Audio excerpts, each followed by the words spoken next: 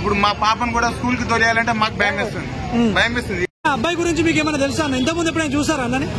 చూసిన ఇక్కడ రాత్రి స్కూల్ చదువుకుంటాడు, ఇక్కడనే గల్లీలో ఉంటాడు. చాలా సార్లు చూస్తే అమాయకులు లెక్క ఉంటాడు, కానీ ఇట్లా దారుణం చేశాడని మేము అనుకోలేము కూడా. అంటే ముందు నుంచి ఏమో తేడా కనిపించేటోడా? ఇట్లాంటి ఏమైనా యూత్ అంటే ఫ్రెండ్షిప్ గానీ ఏదన్నా పిచ్చి పిచ్చి చేయడాలు గానీ? తేడాలు ఏం లేదు, అమాయకులు లెక్క కుట్టాడు, కానీ ఇంత సైకో లెక్క చేస్తాడని మేము అనుకోలేదు అసలు. పోతే రెంట్కుంటారు, ఎందుకంటే ఈ పక్కన స్కూల్లో చదువుకుంటాడు, ఎందుకంటే స్కూల్ కానీ చదువుకుంటాడు. డ్రైవింగ్ చేస్తా, ఎందుకంటే గల్లీలో చూస్తాను మా అబ్బాయిని. అంటే అమాయకుడు లెక్కనే ఉంటాడు, కానీ ఇంత దారుణం ఇట్లా సైకో లెక్క చేస్తాడని మేము అనుకోలేము. అంటే అతను వచ్చింది ఏ సీసీ కెమెరాలో కూడా రికార్డు కాలేదు. అసలు ఎక్కడి నుంచి వచ్చాడు, ఏం జరిగింది అనేది ఒకసారి చెప్తారా? పైనుంచి దుంకినా అని చాలా మంది అంటున్నారు. నాకు కూడా కాన్ఫిడెన్స్ అదే చెప్తాను. నేను కూడా పైనుంచి దుంకినా, నేను కూడా అదే చెప్తున్నాను. ఏంటికంటే ఇప్పుడు మొబైల్లో ఏదో లెటర్ రాసుకొని పెట్టిందంటే వాళ్ళ ఫాదర్ కూడా ఉండొచ్చు, వాళ్ళ మమ్మీ కూడా ఉండొచ్చు.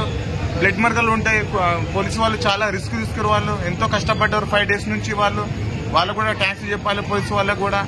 మరి అన్ని పోట్లు పొడిచినప్పుడు బ్లడ్ అతనికి అంటలేదా? లేకపోతే ఇంట్లోకి అదే షర్ట్ గానీ అదే పాయింట్ గానీ వెళ్ళాడు కదా, మరి 4 days 5 days వరకు ఎందుకు ఇది ఇట్లా? వాళ్ళ అమ్మ నాన్న కూడా దాపెట్టారా, డ్రెస్సులు లేకపోయినా చేసారా, డాక్టర్ అక్కడ వెళ్ళలేదు. అది మెయిన్ ఇంపార్టెంట్. సో ఫైనల్ గా ఏం చేస్తే బాగుంటది అన్న? ఎలాంటి శిక్ష పడితే బాగుంటది? మరి చిన్న పిల్లోడు, ఆమె కూడా చూస్తే చిన్న పాప ఉంది, వీళ్ళకి ఎలాంటి శిక్ష పడితే మళ్ళీ ఇలాంటివి కాకుండా ఉంటాయి చెప్పండి. సార్ ఎగ్జాంపుల్ ఏం లేదు సార్, ఆమె మైనరే, ఈ అబ్బాయి కూడా మైనరే. ఏంటిదంటే ఈ అబ్బాయిని ఏం చేయాలి, చేసేసేయాలి, లేకపోతే ఇక్కడనే చంపేసేయాలి అంతే. ఇప్పుడు మా పాపను కూడా స్కూల్ కి తోలేయాలంటే మాకు భయం వేస్తుంది. ఇక్కడ గవర్నమెంట్ స్కూల్ డైర్ కూడా మాకు భయం వేస్తుంది. మా పాప ఉంటుంది 11 years ఉంటుంది. నిన్ను డ్యూటీకి 7కి వెళ్తాను నేను, ఫుడ్ ఇన్ఫెక్షన్ అది డ్యూటీ.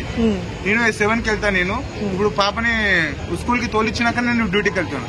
భయం వేస్తుంది, లేదా ఊరు వెళ్ళిపోదాం అనిపిస్తుంది. 30 years నుంచి ఇక్కడనే కుక్కడిపల్లిలో ఉన్నాను నేను. అంటే ఇంట్లో ఉన్న ఆడపిల్లలకు రక్షణ ఉండలేదు, దాని గురించి ఏం చెప్తారన్నా? పక్క వాళ్ళు పట్టించుకుంటలేరు.